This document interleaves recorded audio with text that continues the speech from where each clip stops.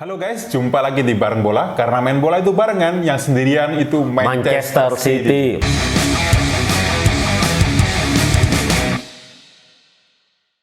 Kenapa? Kenapa kok Manchester City sendirian ini? Ya, karena Man City baru saja kalah 3 kali beruntun. Oke. Pertama dari Tottenham di Carabao Cup. Oke. Terus kalah dari Bournemouth di Liga ya, Iya, di Premier League. Dan yang terbaru kalah dari Sporting di Liga Champions. Kiu kiu kiu. Bersama saya Andre dan rekan saya. Saya Rafin di sini. Oke. Nah, yang menarik, yang ngalahin Man City yang terbaru, yang Oke. dari Sporting ini namanya ini Ruben Amorim. Wah, Ruben Amorim. Oke. Pelatih terbaru Manchester United Oh, yang menggantikan Erik ten Hag. betul, Erik ten Hag Ya. sekali. Tapi nama ten Hag jangan disebut kepanjangannya. Oh, kenapa itu? Udah. Sekali aja. Move on aja ya. Kasihan, Udah. kasihan. Ya, kasihan, move on. Oke, oke.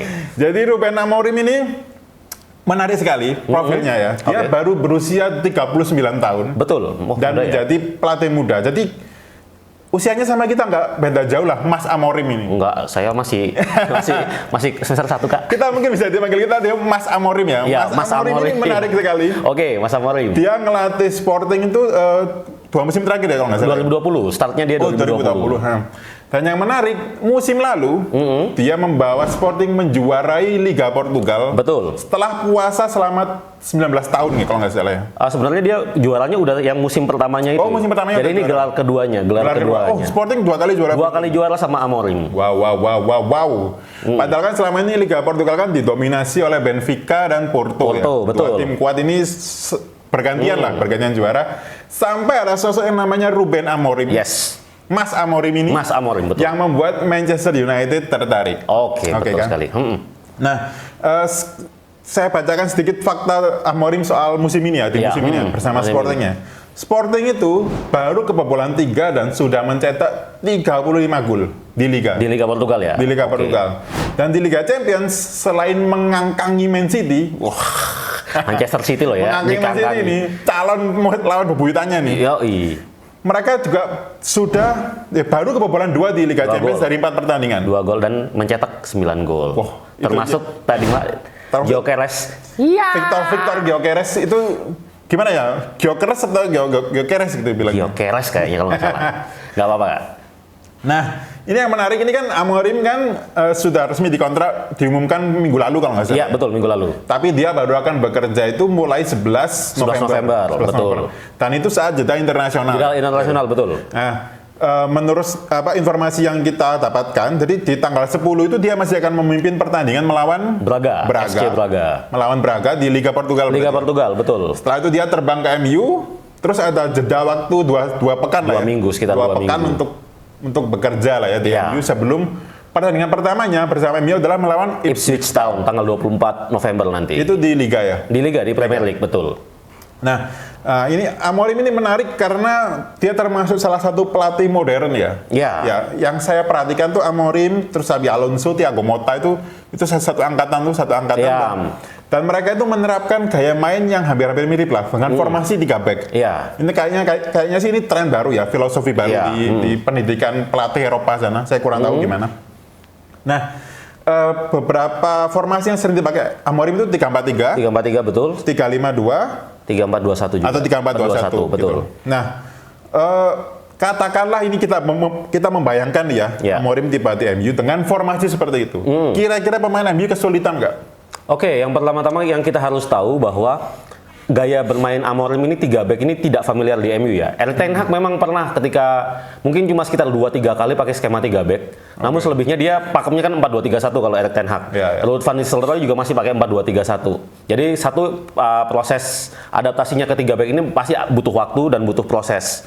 Itu yang pertama. Yang kedua adalah ketersediaan back. Kita tahu back tengahnya MU sekarang kan kita tahu ya, MU belakangan dari musim lalu itu kan banyak yang cedera. Ya, ya. Dan back tengahnya juga nggak banyak. Sekarang yang lagi fit tinggal siapa? Lisandro Martinez, Johnny Evans, De Ligt. Victor Lindelof, Matthias De Ligt. Ya. Sementara ada Harry Maguire yang masih cedera ya, ada Harry Maguire sama Leny Yoro. Kalau misalnya secara ketersediaan sebenarnya pasti ada 6 back ya. Jadi bisa dibuat rotasi ya. Rotasi. Bisa dibuat rotasi betul. Cuma yang jadi masalah adalah di wing back. Ya, itu dia. Di wing back Masalahnya adalah dengan skema 3 back butuh dua.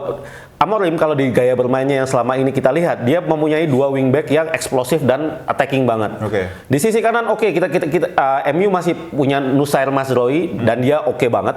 Salah satu steal deal-nya MU musim ini sama Diogo Dalot yang oke kalau nyerangnya bagus tapi bertahannya agak kurang. Agak kurang ya. Nah, yang masalahnya ini nanti yang akan jadi masalah adalah di wingback kiri.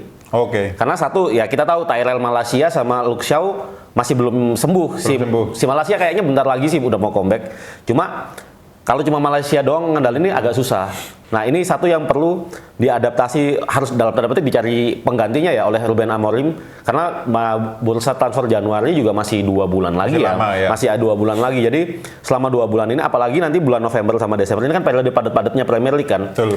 Ditambah Liga Champions, terus habis itu Liga Eropa. MU nggak main di Liga Champions ya teman-teman. Main di Liga Eropa, terus mereka juga lolos Carabao Cup juga. Ya. Jadi ini yang akan jadi salah satu masalah tersendiri yang akan dihadapi Amorim nantinya ketika menerapkan sistem 3 back. Itu yang pertama. Kalau bicara lebih spesifik lagi soal gaya bermain, salah satu Amorim gaya bermainnya adalah total pressing yang sangat ketat sekali. Masalahnya adalah pemain MU itu malas pressing. Kalian lihat Alejandro Garnacho, Marcus Rashford, disuruh tracking back gak mau. Aduh. Dan ini sekarang gini, masalahnya Erik ten Hag itu kan juga pengennya mainnya gitu kan. Pengennya gitu, tapi pemainnya malas. Nah, sekarang pertanyaannya adalah Ruben Amorim bisa nggak? Bisa nggak nyuruh pemain pemalas tracking ini?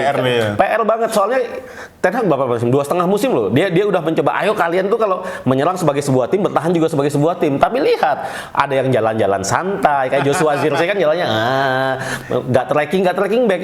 Ini yang jadi masalah utamanya Ten Hag kan musim ini.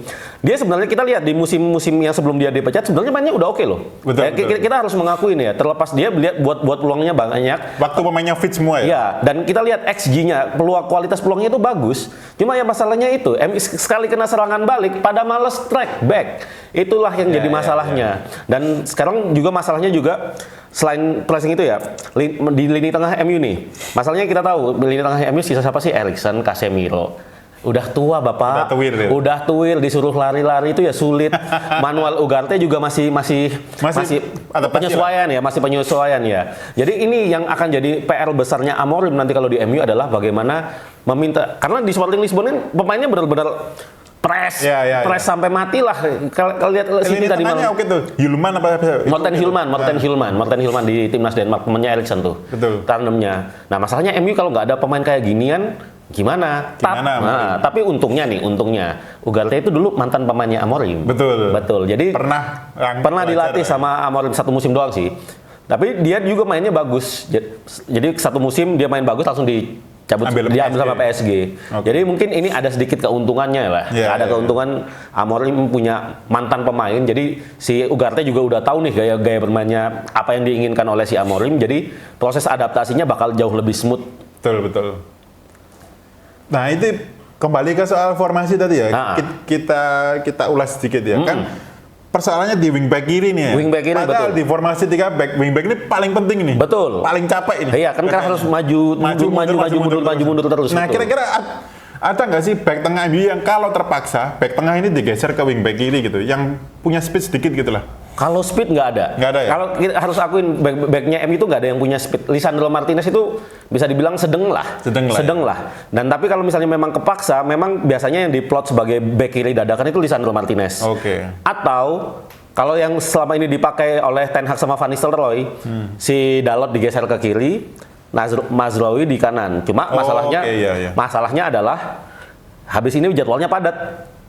Kan masa gak rotasi. Betul. Tapi untungnya Tyrell Malacia ini habis ini udah sembuh ya. Semoga aja bisa langsung perform ya, karena memang dia 1 tahun lebih absen, mungkin akan butuh waktu untuk bisa sampai ke peak performance-nya lagi. Betul.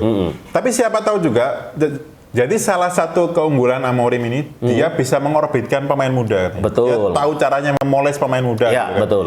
Siapa tahu di akademi MU ada back kiri atau wingback yang lumayan oke untuk diturunin naik untuk jadi masuk main di tim senior gitu. Sebenarnya ada satu nama. Sebenarnya ini juga udah dicoba sama Erik ten Hag di pramusim lain, namanya Harry Amas. Dia tuh dulu mantan pemain akademinya Watford. Musim lalu dia dibeli dari Watford. musim panas kemarin dicoba sama Erik ten Hag beberapa kali main dan sebenarnya performanya lumayan oke lah. Cuma kemarin ketika di musim reguler dimulai dia nggak banyak yang mengira bahwa dia akan jadi the next Kobbie Mainoo atau Alejandro Garnacho karena dia di tim muda itu bagus banget. Cuma ternyata kemarin Erik ten Hag menilai bahwa salah satu kekurangannya dia adalah dia physicality-nya kurang.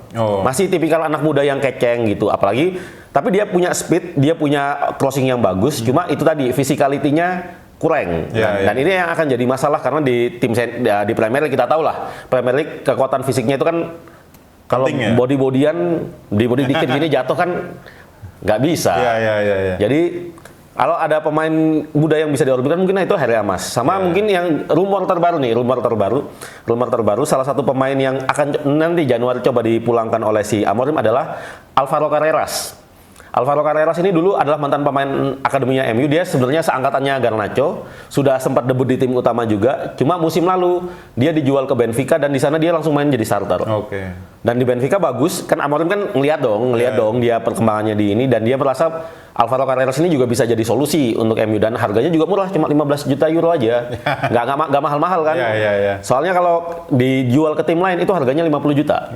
Karena memang ada klausul yang spesifik di ketika dijual kalau kembali ke MU cuma 15 juta doang kalau yang dijual ke tim lain karena banyak yang tim yang naksir nih sama Carreras ini. Nah, poin penting lainnya soal striker nih. Striker. Sporting punya Victor Gyökeres yang diorbitkan juga oleh Amorim lah ya. Nah, kira-kira bisa nggak Amorim memoles Rasmus Højlund dan Joshua Zirkzee ya? Karena kalau kita lihat dua pemain ini sebenarnya cukup oke loh. Iya. Kalau kita bicara bisa atau enggaknya nanti kalau kita lihat dari rekam jejaknya ya, Gyökeres itu datang ke Sporting Lisbon itu bukan sebagai pemain bintang. Dia tuh cuma main di Championship sebelum gabung sama Sporting Lisbon. Tapi Amorim dengan kecerdasannya dia mampu memoles. Tapi yang jelas adalah ketajamannya Gyökeres itu karena sistem. Karena bukan Gyökeres, dia memang punya kemampuan yang bagus, individual yang bagus. Tetapi dia didukung oleh sistem yang ajak juga. Jadi pemainnya bagus, sistemnya bagus, jadilah minimal dapat bola lah ya. Ini yang penting di MU ini karena kita tahu 2 musim Rasmus Højlund ini harus diakuin dia bukan striker yang kaleng-kaleng ya. Dia musim pertama di Premier League datang dari Serie A, ya belum pernah main di Premier League tapi bisa nyetak 2 digit gol. Itu menurut saya di usia 20 tahun ya pada saat itu sesuatu yang oke. Cuma masalahnya adalah kalau teman-teman lihat bolanya terlihat, masalahnya Rasmus Højlund sejauh ini adalah dia nggak pernah dapat bola. Nah itu. Lihat dari kiri Rashford giring tembak. Dari kanan Alejandro Garnacho giring tembak. Nggak pernah dapat bola. Sementara Rasmus Højlund itu kalau aku mau menganalogikannya, dia tuh sekarang posisinya tuh kayak Karim Benzema zamannya BBC. Jadi dia seharusnya yang dapat bola, dia yang seharusnya di servis, malah dia bagian nyervis. Kalau dulu kan Benzema bagian nahan bola, ngasih ke Cristiano atau Bale. Nah, ini yang terjadi di Rasmus Højlund sekarang di MU. Nah, nanti kita lihat bagaimana nanti Amorim ngeset timnya. Soalnya kan kalau misalnya pakai 3-4-3, otomatis kan vokal poinnya nanti kan di Højlund. Nah, ini nanti lihat bagaimana para pemainnya ini, terutama si Garnacho sama Rashford ya, bagaimana dia nanti mau nggak ngeladeni, bantulah. Soalnya terutama Garnacho ini masih darah muda, dapat peluang sedikit, temennya nggak mau diumpan ditembak. Nah, ini yang mungkin nanti perlu PR besarnya Amorim ya, untuk salah satunya menurunkan ego para penyerangnya Manchester United. Karena ya itu tadi, kalau nggak gitu Rasmus Højlund ya kayak gitu-gitu aja. Nah, buat yang belum tahu ya, Amorim ini mantan rekan satu timnya Cristiano Ronaldo. Betul. Dan mereka pernah satu skuad di Piala Dunia 2010 bersama timnas Portugal. Timnas Portugal. Meskipun nama Amorim mungkin saat itu nggak begitu terdengar ya, karena dia lebih sering mengangkatkan bangku cadangan. Ya, dia juga di klubnya juga di Benfica kan pada saat itu. Jadi nggak setenar Real Madrid lah ya. Ya nggak terkenal sama Pepe sama Ronaldo. Kita bisa membayangkan ya, Amorim mungkin telepon Ronaldo sebelum ke MU ya. Karena kita kan tahu proses kepergian Ronaldo dari MU itu agak menyakitkan hati gitu. Mungkin Amorim tanya, ini gimana ini MU ini? Ada masalah apa gitu mungkin ya? Jangan bro, tempat latihannya jelek. tapi tempat latihannya MU udah dipugar ya teman-teman. Kemarin awal musim kemarin si Sir Jim Ratcliffe udah invest sekitar 50 juta pounds, memang masih pembangunannya sekitar 2 tahun kalau nggak salah, masih butuh 2 tahun untuk selesai. Cuma udah diperbaiki lah untuk secara fasilitas. Dan kita tahu juga stadion juga habis ini mau dirombak juga, jadi kalau insya Allah ya masalah fasilitas udah bukan masalah, tapi ya mungkin butuh waktu, butuh waktu karena bangun kan nggak kayak Roro Jonggrang semalam jadi candi gitu. Oke, kembali ke situasi sekarang. Jadi akhir pekan ini MU akan melawan Leicester, masih di bimbingan di bawah Ruud van Nistelrooy. Dan pekan lalu mereka mengajar Leicester di Carabao Cup. Akhir pekan ini main juga di Old Trafford. Iya. Kira-kira prediksi skor bagaimana? Ya, digoreng lagi. Enggak. Tapi memang kita lihat ada progres yang positif ya semenjak dipegang Ruud. Kemarin mainnya juga lebih lepas. Cuma sayang aja kemarin lawan Chelsea itu, finishingnya masalah klasik. Cuma memang kita harus akuin bahwa Chelsea juga kualitasnya oke. Pemainnya nggak kaleng-kaleng lah. Sementara nanti lawan Leicester City di Old Trafford lagi kebetulan dengan komposisi tim yang tidak jauh beda, seharusnya akan jadi ini ya. Bukan kalau dibilang laga yang mudah kayak sombong banget sih. lebih ke kayak bisa lah untuk menang bisa lah. Cuma dan ini juga dalam tanda petik akan jadi laga yang punya para pemain punya motivasi tertentu nih di sini. Soalnya dalam tanda petik ini laga untuk menjual diri ke Amorim, bilang ini loh gue bisa main kayak gini. Nah, ini jadi akan jadi apa ya, harusnya bisa lah untuk menang di laga ini dengan cukup berapa nyaman. prediksi skor? 3-0 cukup. 3-0 menang MU. 3-0 cukup. 3-0. Jangan gede-gede nanti dikira sombong. Sekalian juga untuk big match lainnya di Premier League. Brighton Man City. Manchester City seperti yang kita tahu dia lagi tren buruk dan Brighton juga musim ini gini susu ya. Lebih ke bawah malah. Dia jatuhnya bawah. Malah istilahnya nggak seperti musim lalu dipegang Roberto De Zerbi yang istilahnya giant killer dan segala macam. Musim ini masih kesulitan mencari bentuk timnya meskipun pemainnya kurang lebih sama ya. Cuma kalau ini kayaknya masih City menang mungkin 1-0 lah, City bisa menang 1-0. Liverpool Aston Villa.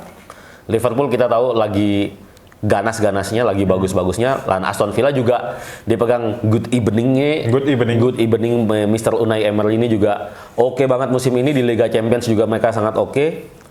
Saya kayaknya prediksi mainnya di mana sih, di Anfield atau di Anfield? Oh, Anfield. Tapi Anfield kemarin terakhir kalah loh lawan nih. Makanya itu. Tapi kalau dalam Aston Villa itu dia kurang apa ya? Dia tuh kalau ke tim-tim gede Big Six itu kayaknya kurang perform. Jadi aku kayaknya prediksi Liverpool menang deh 2-1. 2-1. Oke. Terus, ini big match. Chelsea Arsenal. Stamford Bridge. Enzo Maresca did a really good job sejauh ini, dia pelatih baru.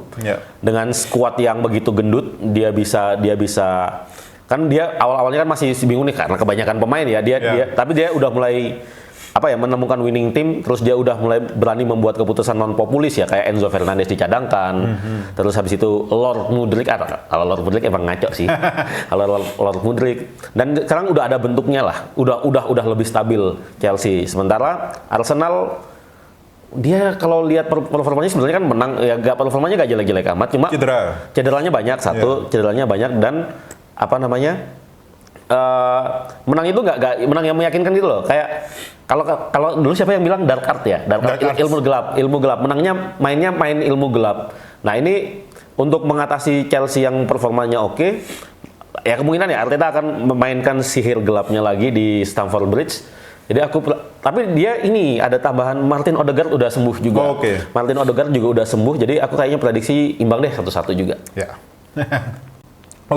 Nah itu dia video bareng bola kali ini. Jangan lupa mampir Bolanet, diintip-intip ada berita terbaru di sana. Betul. Dan sampai jumpa di video berikutnya. Dadah. Bye.